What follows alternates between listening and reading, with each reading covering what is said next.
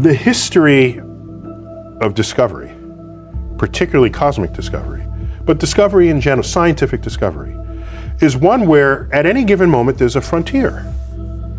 And there tends to be an urge for people, especially religious people, to assert that across that boundary into the unknown lies the handiwork of God. This shows up a lot. Newton even said it. He had his laws of gravity and motion, and he was explaining the moon and the planet. He was there. He doesn't mention God for any of that. And then he gets to the limits of what his equations can calculate. So can't quite figure this out. Maybe God steps in and makes it right every now and then. That's where he invoked God. This, over time, has been described by philosophers as the God of the gaps.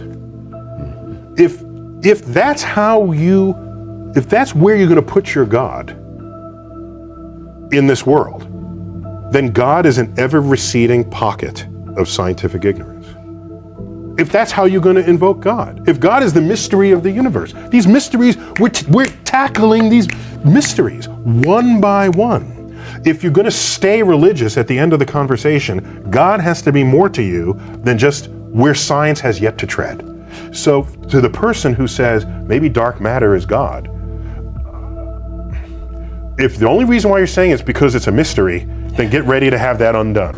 I will never be one to tell you what you should believe or what you should not believe.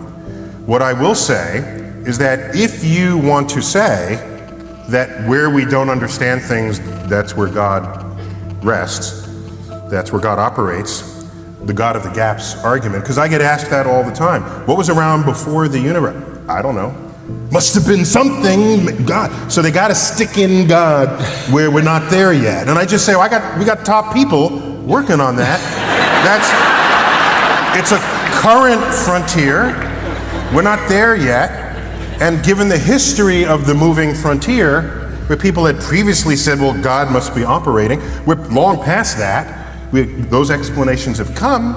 And so there's no compelling reason to say God did it and then sort of give up and go on to the next problem. So now Dr. Tyson gets to the classic argument of God of the gaps. Just because there's things we don't understand about the universe doesn't mean it came from God. And in the past, we used to believe God was responsible for lightning and for thunder and for electromagnetism and for gravity. And the more science pushes and makes sense of these things, the less you need God as the explanation. So what's God of the gaps? You believe in God only in the areas where you haven't yet found an actual scientific explanation. I don't believe in God of the gaps. My God is not a God of the gaps for two reasons. Number one, no matter how much you look under a microscope or through a telescope, or whatever laws you find that govern the universe, whatever forces of nature you discover that explain how this universe functions, none of it will tell you about the meaning of life. None of it will tell you about the purpose of life. That will never be found under a microscope. There's no formula that tells you what the purpose of life is. And the second is that all of science is based on the idea of cause and effect. Everything comes from something. The entire universe, as we understand it, according to the basic laws of science, follows a system of cause and effect. Everything comes from something. You see a chair made out of wood, you know it comes from a tree. That tree, we know, came from a seed, which came from a previous tree, which came from a seed, which came from a tree. Everything comes from something. So if, according to science, there was a beginning, it means the universe is finite. It has an age. It's 13.8 billion years old. It has a size. It has a shape. It's expanding. It's growing in size as time goes on. So if the universe itself is finite, finite things need to have a cause.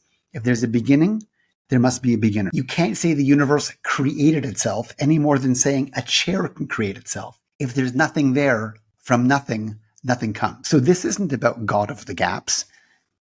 If you ask a scientist what created that first particle that exploded and expanded and turned into the universe, where did it come from? They would say they don't know yet. But regardless, if you push them on the question and say, well, there's two possibilities.